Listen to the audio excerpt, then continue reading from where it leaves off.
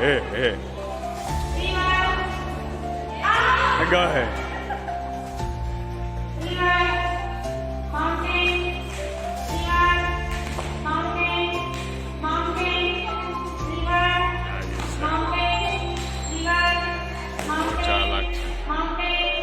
There you go.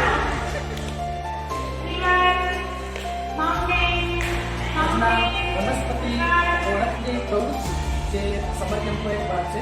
આ summer કેમ્પમાં આપણે કેટલીક ઔષધીય વનસ્પતિ વિશે વાત કરીશું.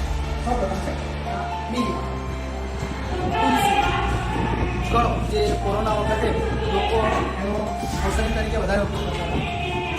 આંકડો, આમળા, લંબો, અળવું જે ખાંસીની દવા તરીકે વપરાય છે. એલચો અથવા હિન્દીમાં જે પથ્થર ચટ્ટા જે પથરી થઈ હોય તે પથ્થર ચટ્ટાના પાનનો ઉપયોગ કરીને પથરી તોડીને બહાર કાઢી શકે છે. મીઠો લીંબુ ઘણા ઔષધીય ગુણ ધરાવે છે. આપણે ઘણી રીતે તરીકે પણ એનો ઉપયોગ કરીએ છીએ. અજમો, લીંબુ, આ લીંબુનો છોડ છે.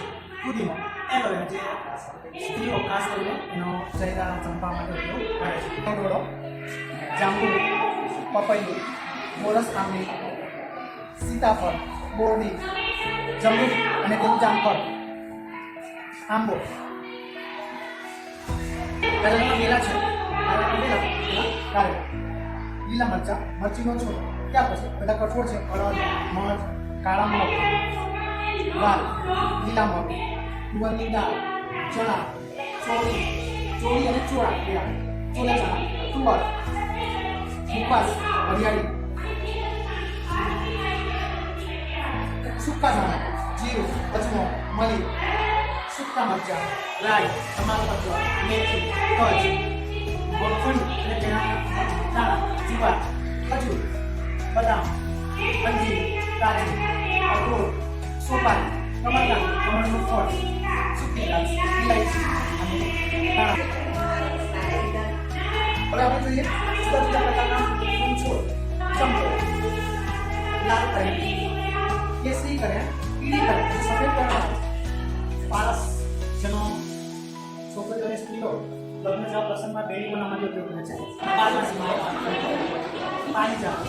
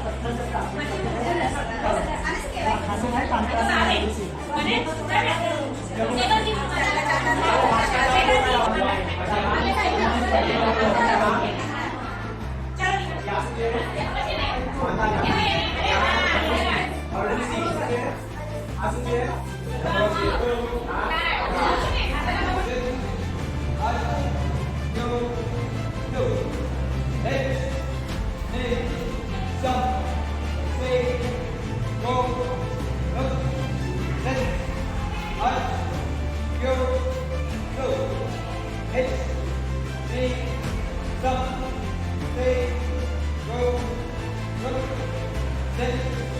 1, 2, 1, 2, 1, 2,